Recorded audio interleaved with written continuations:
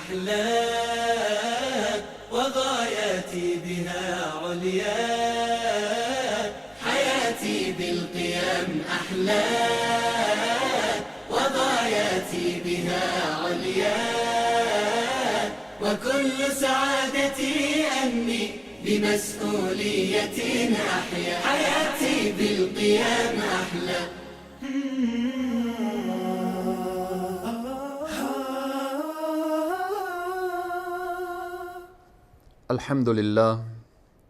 الحمد لله رب العالمين، والعاقبة للمتقين، والصلاة والسلام على رسوله محمد وعلى آله وأصحابه ومن تبعهم بإحسان إلى يوم الدين.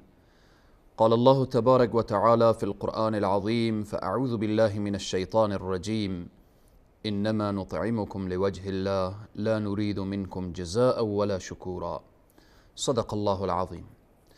قال النبي صلى الله عليه وسلم: إن الله طيب لا يقبل إلا طيبا، أو كما قال. صدق النبي الكريم صلى الله عليه وسلم. خدمت همه عزیزان و بزرگواران، السلام علیکم و رحمت الله تعالی و برکاته. همه شما عزیزان را به برنامه که پیرامون آداب اسلامی است شما را خوش آمدید میگویم.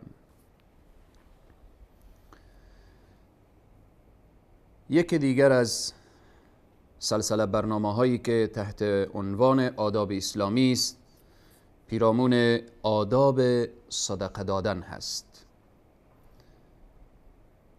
پیرامون آداب زکات دادن، صدقه دادن، خیرات دادن، کمک کردن به بینوایان و مستضعفین هست.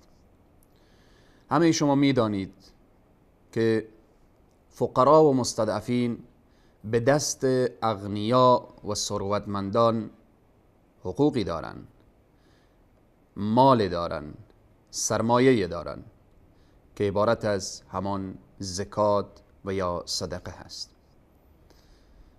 قرآن عظیم الشان اشاره میکنه: و فی اموالهم حق معلوم للسائل والمحروم. پس فقرا و مستضعفین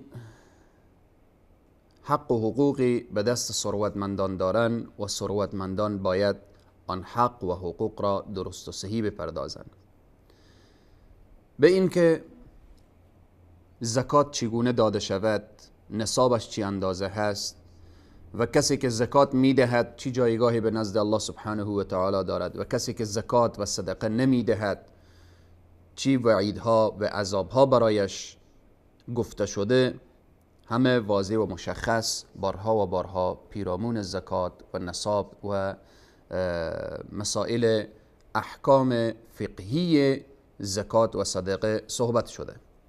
اما بحث ما پیرامون آداب صدقه دادن هست. چگونه صدقه بدیم، ترتیب صدقه دادن. این حکم که از احکامات اسلامی هست از خود آداب داره. از جمله آداب صدقه دادن اینه که صدقه از پول حلال باشه. یک برادر وقتی صدقه میده، زکات میده، خیرات میده، کمک به فقرا و مستضعفین داره، این صدقه باید از راه حلال باشه. رسول اکرم صلی الله علیه و سلم میفرمایند: ان الله طیب، الله سبحانه و تعالی پاک هست، طیب هست، لا یقبل الا طیبا، قبول نمیکنه مگر پاکی را. پس صدقه که در راه الله سبحانه و تعالی داده میشه باید از پول حلال و از پول پاک و از راهی که به دست میآید او راه مشروع باشه.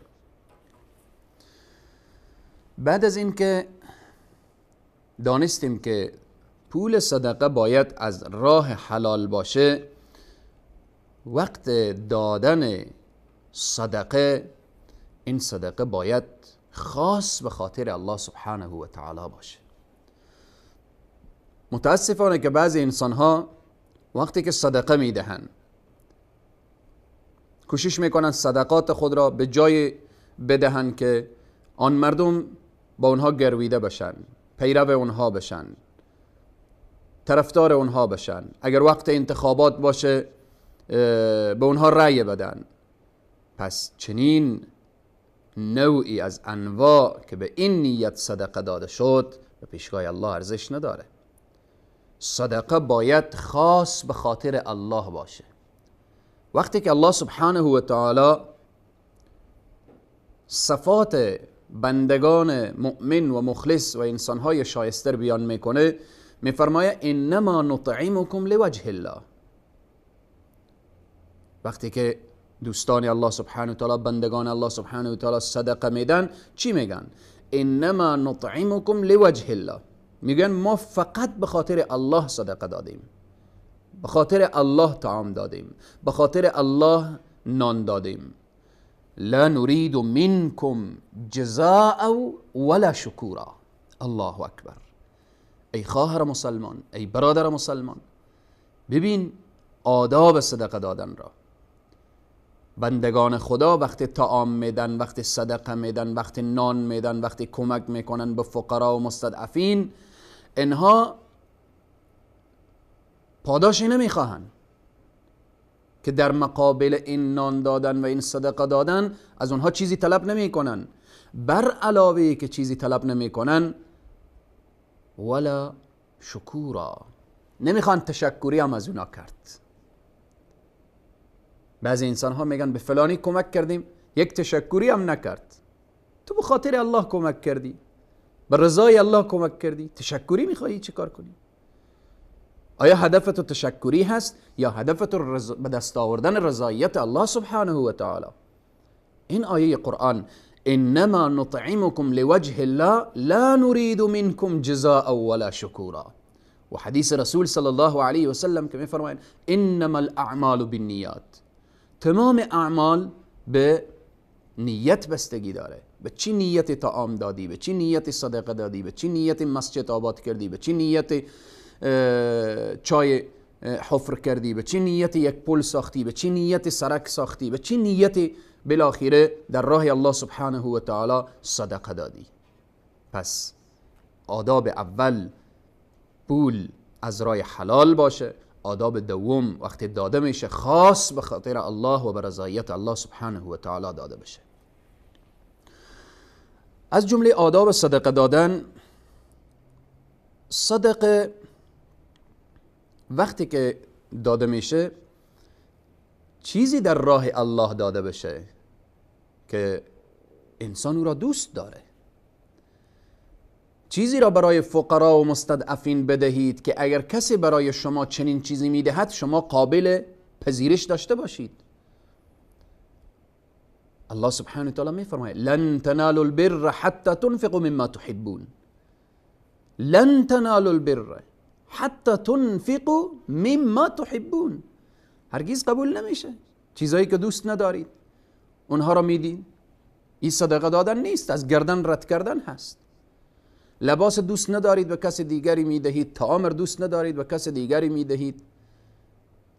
پس چیزی را که دوست دارید در راه الله سبحانه و تعالی بدهید. برای فقرا و مستضعفین کمک کنید.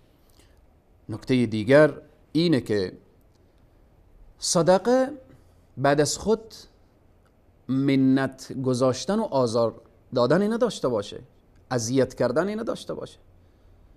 یا ایها الذین آمنوا لا تبطلوا صدقاتکم بالمن والاذى. وقتی چیزی برای کسی صدقه میدهید، کمک میکنید، دیگه منت نگذار. من دیروز برای تو کمک کردم، چند روز قبل برای تو کمک کردم، سال گذشته به تو کمک کردم، فلان خدمت را برای تو کردم. منت نگذار و اذیت نکن. از جمله آداب صدقه هست. و آداب دیگر صدقه مخفی باشد بهتر هست. چنان صدقه بدهید. رسول صلی الله علیه و سلم میفرمایند در زیر سایه عرش پروردگار عالم از جمله 7 گروه یک گروه کسانی هست که چنان صدقه میدهند که با دست راست صدقه میدهند، دست چپ نمیدانند. با یک دست صدقه بدی که دست دیگر آگاه نشه. الا که مگر جایی بود که تو علنی صدقه بدی تا دیگران هم تشویق بشن و دیگران هم از تو اسوه و الگوه برداری کنن. این کار مبارک و کار نیکی است. نکته دیگر یا ادب دیگر از آداب صدقه دادن اینه که صدقه آنقدر برای یک شخص دادن نشه که چنان کثیر باشه که شخص فقیر را به تکبر و به غرور و به اینها واداره. صدقه به اندازهش هست، به اندازه‌ای که احتیاجاتش برداشته بشه، احتیاجاتش رفع بشه.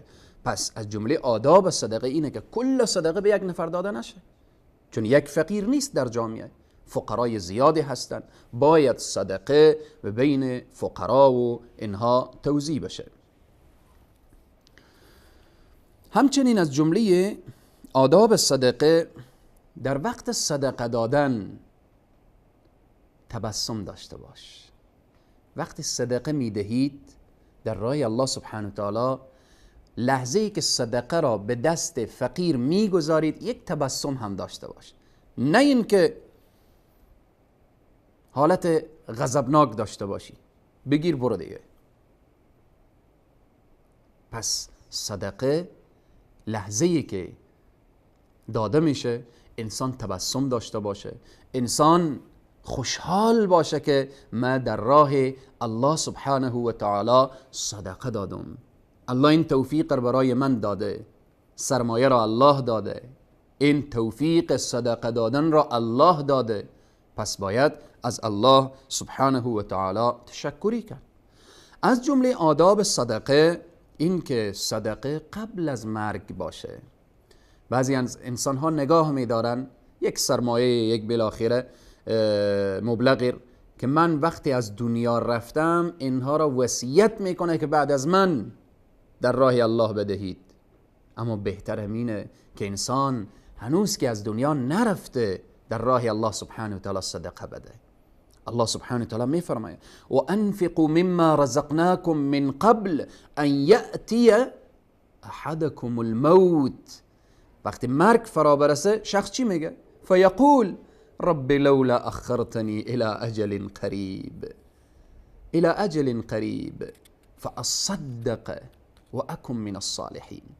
ای الله فرصتی برای من بده که من در راه تو صدقه بدهم. پس صدقه دادن در راه الله سبحانه و تعالی باید قبل از مرگ باشه. تلاش بکن ای خواهر مسلمان، ای برادر مسلمان، تا اینکه صدقه را به دست خود و قبل از اینکه ملک الموت به بالینت بنشینه در راه الله سبحانه و تعالی صدقه داشته باش. همچنین از جمله آداب صدقه اینه که صدقه اول باید به اقربا و خویشاوندان داده بشه. صدقه ای که برای اقربا و خویشاوندان داده بشه، رسول اکرم صلی الله علیه و سلم میفرمایند این دو اجر داره. یک اجر صدقه هست و اجر دوم اجر صله رحم هست.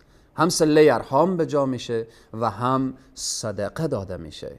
پس از جمله آداب صدقه اینه که برای اقربا، خویشاوندان، برای نزدیکان، با اونهایی که صاحب قرابت هستن به اونها داده بشه. از جمله آداب صدقه دادن اینه که فرصتهای خوب انسان از دست نده. در مکانهای خاص و زمانهای خاص صدقه داده بشه. چگونه؟ ماه مبارک رمضان، ماه خیره، ماه برکته، ماه فضله، ماهی که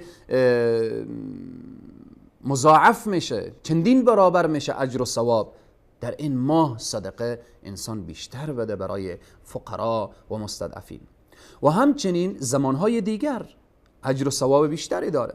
مثلا در فصل زمستان هوا سرده، چنان سرده که هیچ کس از خانه خود بیرون شدن نمیتونه. اگر تو برادری که سرمایه داری و تو خواهری که الله برای تو سرمایه داده، تو کسی که الله سبحانه و تعالی نعمت سرمایه را خداوند در خدمت تو گذاشته، در هوای سرد، در فصل زمستان تو اشیا و آذوقه را بر می دارید، دروازه خانه فقیری را در می زنید، در آن روز بدان که خیلی اجر و ثوابه. او سردی ها را تو تحمل کردی، از خانه گرم خود بیرون شدی و میری دروازه خانه فقیر را در می زنید.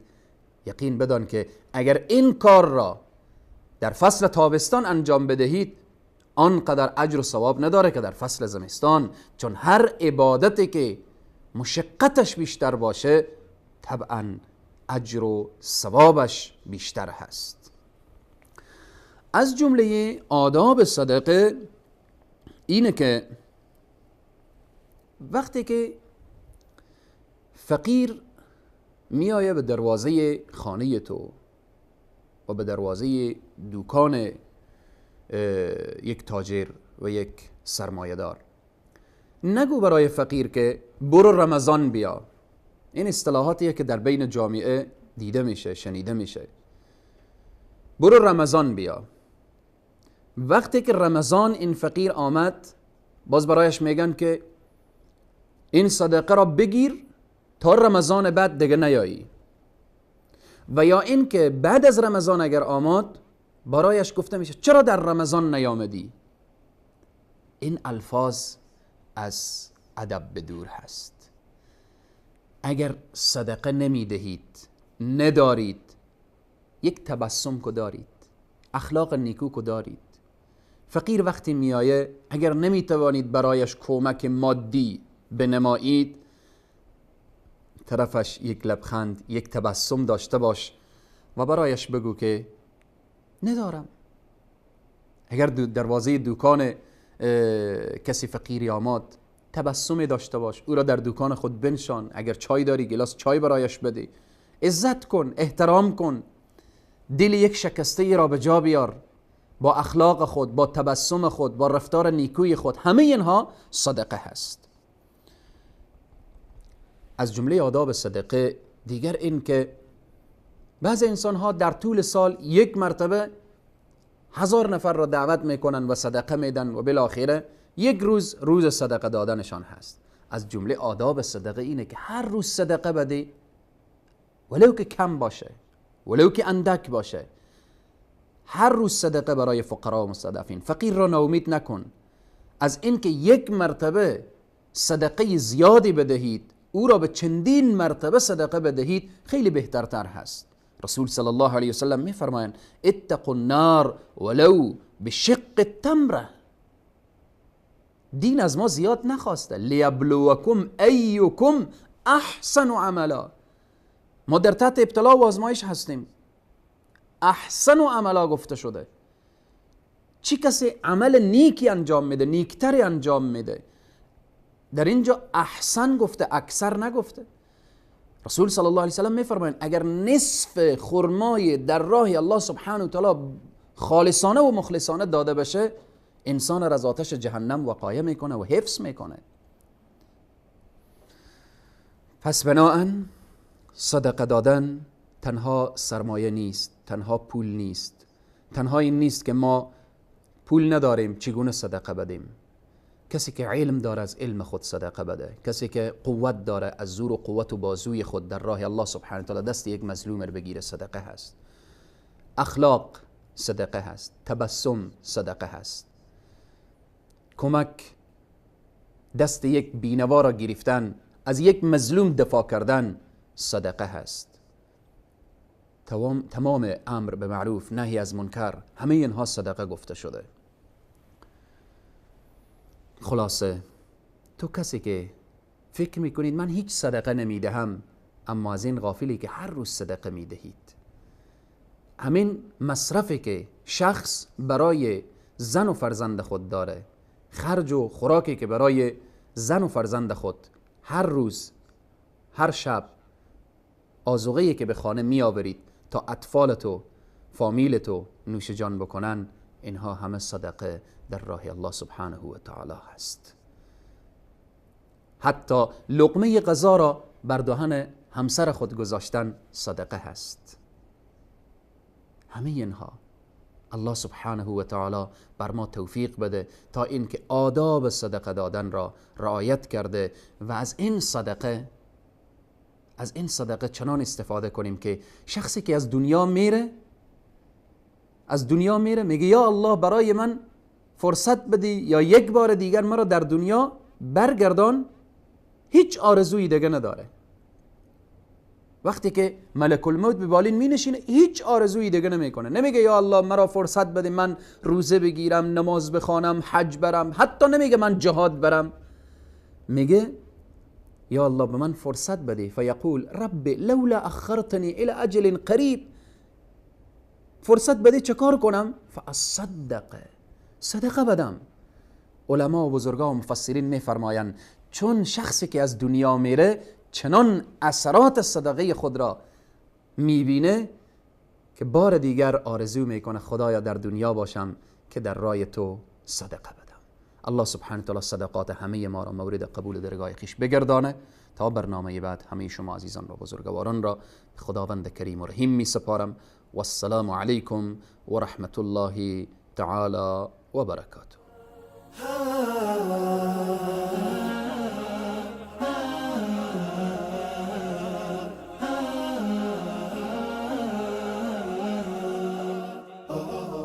حياتي بالقيام أحلى وغاياتي بها عليا، حياتي بالقيام أحلى وغاياتي بها عليا، وكل سعادتي أني بمسؤولية أحيا، حياتي بالقيام أحلى.